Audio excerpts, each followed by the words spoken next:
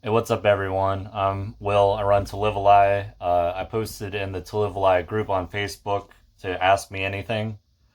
Um, I tried to use my HD webcam that's up here to record this, but it looked like crap, so I am going to be constantly looking at the computer screen to read questions and answer them the best I can.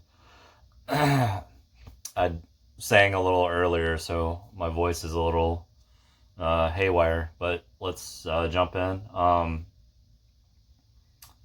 First question is, do I use a distribution company? I distribute my records through independent label distribution. That's the best way if you run a shop or a small distro to get them from there. Uh, you can also get my stuff from Ebullition, and occasionally you can pick stuff up from Revelation, and a lot of that stuff sort of bubbles down. So I use ILD, Ebullition gets records, and then those are who I deal with. They've both been very nice to me over the years and have helped me grow the label. I'm doing this all in one shot. I might mess up, but this is what you get. Top five records the labels put out.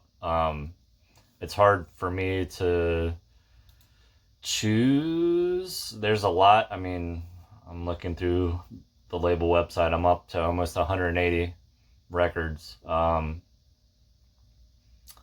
let's see what to say here. I mean, the first release I was very excited about.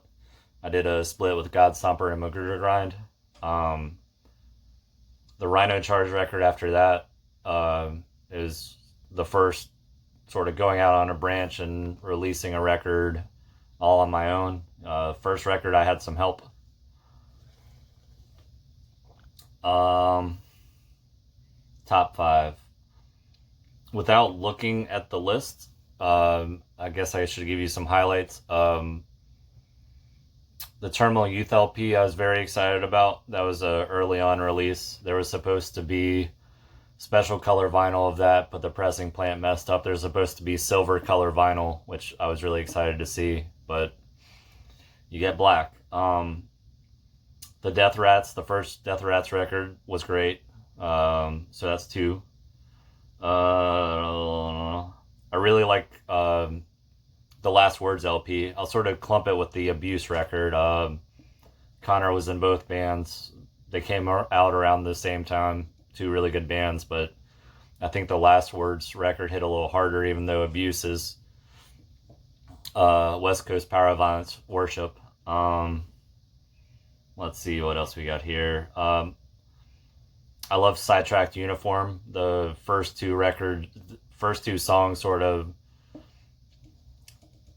I don't know what's nice to say. It sort of gives me chills. Like, it's about a family member of Jay's dying in the hospital due to negligence, which is stressful. And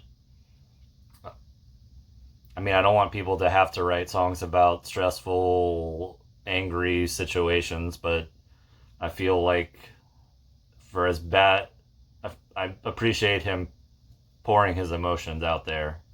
I don't know if I'm on three or four records here. The Sex Prisoner record, I mean, it's great. It did really well. It exploded the band up, and then um, I'd say ACXDC Second Coming was a big release for me. Um, I like all my releases, but if you're having me choose, I guess those are a good five to choose. Uh, Chris asked me to explain the origin of Don Carnelli. So in college, living in Raleigh, there was quite like a screamo scene, and I I used to go to metalcore shows as a kid, and I've always liked punk. And then the punk here was screamo, and I just wanted to do something on my own because it was hard to find band members. So I did a just a recording project at my house at the time through a little tiny Dan Electro pocket amp thing, and I think I did some cool songs. And then I just sort of kept making songs. The name comes from the skit comedy show Upright Citizens Brigade. Don Carnelli is a mafia don who got into a boating accident and is pretty tweaky. I just thought it was funny. So, I mean, you name things dumb, like To Live a Lie, and you get stuck with them. So Don Carnelli has stuck for a while. Did some cool releases. I really like the stuff I've done. I've done some straight up like noise stuff, and I've done some grind noise stuff. I like it all. Sorry, I haven't read all of these yet, so I'm sort of weeding through and reading them as I probably should have done before recording this.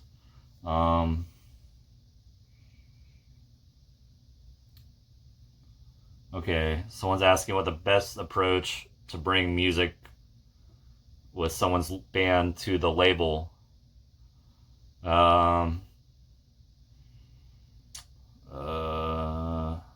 Bet all the time you get sent, put out our new record.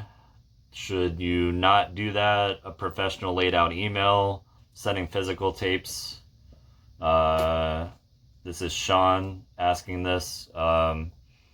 He says he's heard different answer from different labels. I mean, I get a little blown out on music. Like my personal Facebook and stuff isn't as personal anymore. I have a lot of band members that I'll add who friend request me, so I'm in there and I want to see people's stuff, but I get a little bogged down when people send me direct messages, so I don't love that. I mean, I put out records that way. I like to communicate with bands that I've already sort of formed friendships through there, but I know it's hard. I know you want to like promote your band the best you can, and I'm easy to reach out to.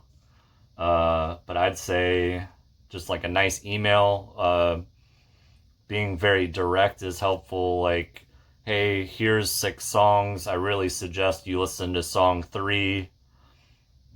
This is why I think it's the best on our album. We're looking to do a 7-inch if you have the availability. It's honestly helpful when bands, I know this seems weird to say, but doing a small DIY label, there's not always a ton of money. So if a band's like, hey, we'll split up some costs with you, I know that's not how a professional label would work, but that makes it easier for me. If you love my label, I know you just spent money recording, but if you happen to have extra money, like if you're like, hey, we'll toss in $200, like that might help me be able to do it. I know that's a little weird to say, but I do take a while to get through and listen to submissions, so I appreciate you being, what would you say, patient there. Let's get to the next question. Got a nice thank you for doing what I do. I appreciate that. My good friend John, what's your best experience releasing a particular record? Either it went smoothly, sold fast, was easy to work on, or working with the band you had always wanted to look up to. I mean, the best experiences are the records that the planning part is easy. Maybe the band's got the whole layout done. Again, I don't expect that, but that makes things run easy. Because sometimes I have to worry about doing layouts. Sometimes I have to find an artist to do the record cover. What's an easy one? Honestly, the first releases I did were super easy. Like doing a record label in 2010 and 2020 now is way different than in 2005. Maybe I just hit gold. Rhino Charge had a demo out, and I put out their first 7-inch just based on, this is dated, talking to them on MySpace. I thought they were a good, they're a straight edge power violence band at the time. And I saw the potential. They did a good recording and they got better, and then they broke up right when I did a second pressing. But even with that, they did a big interview in the last Heart Attack zine, which is Kent from Ebullition zine. So that was great. And dealing with Ebullition at the time, I wasn't exclusive with ILD at the time, but Ebullition probably emptied my copies out. Like I did 1,000 of them in total, and they really peeled through those copies. So the Rhino Charge record was great. I got Dan Rossester, who's done some awesome artwork for that. I don't think I knew what I was doing. That was my first release, but it was easy. Like that turned out great. I forged some important friendships that I still maintain today. I pressed through Musical. I still deal with Warren at Musical. So that's a good question. Biggest or common mistakes grind hardcore bands make in general. Releasing music, doing shows, touring, etc. Andrew Lee asked that question. Biggest common mistakes. Biggest mistakes that bands make. I mean, I think I'm split on a lot of things. I mean, I don't want to point out negative things. I like to see the positive things that bands and people do. I think there's some level of over promotion.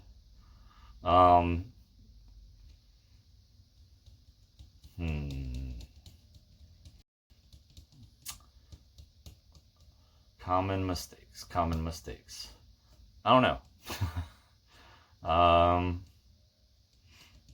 I'm sort of stumped on that one. Again, I don't like to be negative. I like to be positive if I can. I'll think about that one. I think bands can over promote. I think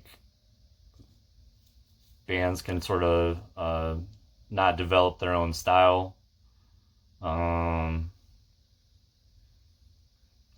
I mean, personally, just because I'm a hater, people can tour and skip over my state, so that's what I consider a mistake because I want to see your band. But I don't know. Like I appreciate people working in music and trying their best. Any missed or past opportunities you regret with your label? I got a good story for that one, but I mean it's slightly uneventful. Back in MySpace days, probably 2006 or 2007, I want to say Bo Beasley reached out to me to put out his new band, who had zero music at the time. He was in Machine Gun Romantics. I had some familiarity with that through 625. And then his new band was called Insect Warfare, and I was not familiar. I didn't have any music to go off of, and so I sent him sort of a stock, hey, like, I appreciate you reaching out. Do you have any music? Like, can you give me some more information? And I would say most people would say I missed out on that. I passed on some stuff that was sort of silly, but that's part of doing this. Like, I put out a lot. I do my best. Shane wants to know the 10 steps to release a cassette. There's only about 4 steps. You need to know where you're going to send it to a pressing plant. You get their layouts. You make sure that there's enough bleed around the artwork for the J cards. You get imprinting artwork. Got the audio. You make a couple decisions, like what cassette color you want, and I like them to be shrink wrapped. I think that's a nice touch on there. You maybe put download codes in there. There's like 3 steps to putting out a tape. Tapes are easy. For a while, everyone suggested National Audio Company for duplicating tapes, and my one experience with them took 6 months to do a sidetrack tape, so I didn't have a cassette place for a long time, so I was just doing vinyl and occasional CDs. But I have a new tape place I go through, and I've been happy with them. So I'm doing tapes, and I've got a lot of them, and they do pretty well. Um, Delavan was said that I can't say his name, but I'm pretty sure it's Delavan, and I apologize if I'm saying it wrong, but they are the singer for Pig City, who is sick. I'm assuming his first name's what he didn't think I could say. His last name is Oswood. I think I did that okay there. If not, then I said it wrong. Kevin, who actually saw a play last night, and his band Priapus, asked when we can expect to see Real Men and Women of Grindcore calendar. That's slated for 2021, obviously. Jack wants to know what's up with the label. I guess that's a good time to plug my own stuff. I happen to have a Cool Color vinyl record sitting over here. I honestly didn't grab it for this reason, but I've always been enamored with the Drop Dead Rupture split with the Funfetti colored vinyl, so I occasionally do the Cool Color vinyl, but this will be the Gasp record whenever I have everything ready for it, but I like it. It's pretty. I put out a Pig City LP that's almost gone. They're on tour. That's new. I've got a LP out for Ugly, which is members of Transient. It honestly sounds like a lot of the less noise era Eric Wood Bastard Noise stuff. The like not King of Monsters. Skull Dozer. It reminds me of Skull Dozer. It's really good stuff. Good Arizona band. Both two good Arizona bands. There's a Sidetracked LP, Hollowed Out. Slightly related to the label. I obviously have my voice sort of out. We got some new Tired of Everything recordings, so those should see the light of day at some point. Let's get to the next question. Am I living a lie? And shout out to best board ever. So I'll shout out the board. Facebook.com/group/to live a lie is I've had the Facebook the To Live a Lie Facebook page for a long time, but I didn't feel like I talked to people directly. Like, it's social media. I don't want to just post and the comments sort of disappear and there's not much of a discussion. So the To Live a Lie group is great for communicating. Am I living a lie? I don't think so. I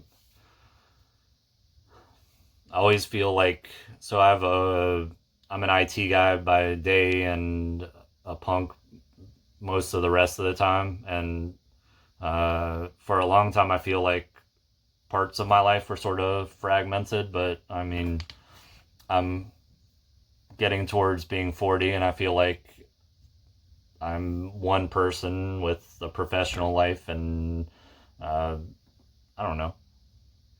I'm not living much of a lie at this point. How is running? This is Nick from Coke Bust, or Grip Tape, whichever one. How has running a label changed over the course of the past 5 to 10 years? I feel like a lot more has changed in the last, I've been doing the label for 15 years as of this year. So I guess 10 years is a good example. I feel like in 2005 to this would have been 2010. I feel like people were more eager to go out and grab DIY records, and I don't know what has changed. I do like the digital is a big thing. I know a lot of DIY labels never wanted to do iTunes. and etc. But I feel like any way you listen to music is a proper way. Whether, I mean, I've got a huge stack of records over this way, and it takes up a lot of space. So if you can have it digitally and enjoy it, I think that's a great way to listen to music. The last 5 years have been very similar, but I think from the early days, I feel like things were a little more bustling, and I know there's a lot of labels out there and a lot of DIY bands, so just support everything. Like, buy shirts, buy MP3s, support some bands. Brian from Chest Pains, what record sold the most? What record sold the least? I'm trying to think of the technical most sold. The three-way ACX-DC Magnum Force Sex Prisoner record sold 500 copies in like 2 weeks.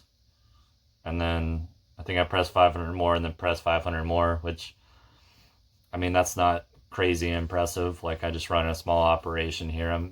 Big labels would say under 2,000 is like a big failure, but I thought that was great.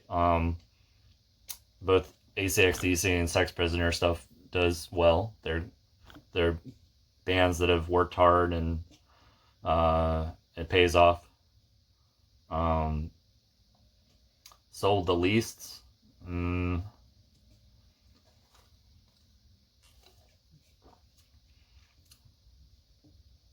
mean, I usually sell through 500 copies decently well. I think my problem is sometimes I think repressing is a great idea, and sometimes it's been a hot record that sells up to 500, and then maybe there's 50 more copies people want. So I have some copies of records I think are amazing records, and they just might be around for another 10 years sitting in the HQ, unfortunately. James Willett wants me to name names. Coke Bus Records already almost sold out of the second press, so he's fine.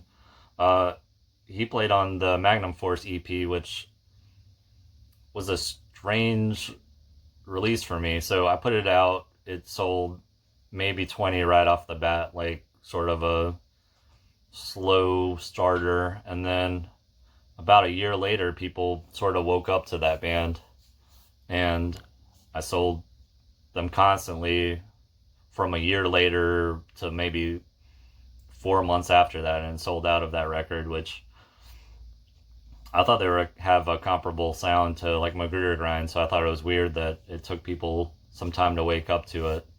I don't know if that coincided with James going to Coke Bust, but I don't feel like that's part of it. I don't think he was in Coke Bust yet.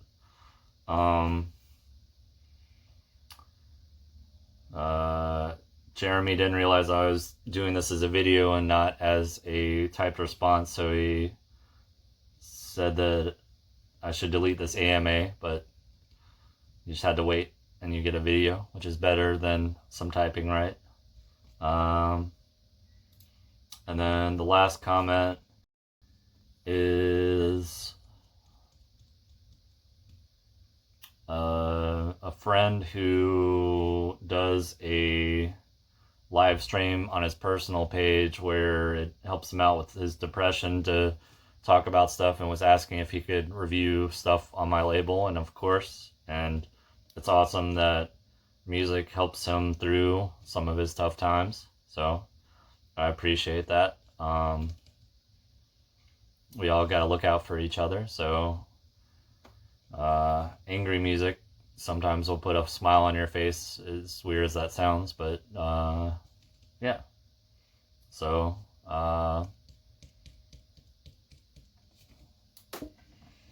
yeah, I think that's all the questions, so I'm gonna sign out here. Will from TLAL HQ. I mean,